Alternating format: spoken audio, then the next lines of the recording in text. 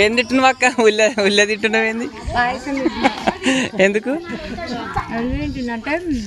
వర్షాలు పడాలని. ఏం చేసిరా ఆంటీ? వర్షాలు పడట్లేదని ఇట్లా చేసిరంట. చేసి ఇట్లా పాయసం చేసి దేవుని పెట్టిరా?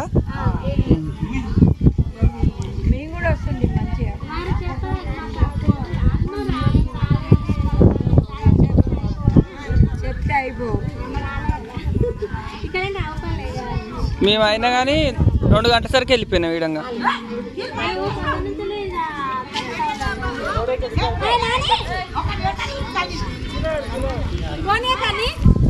తింటున్నావా మంచిగా?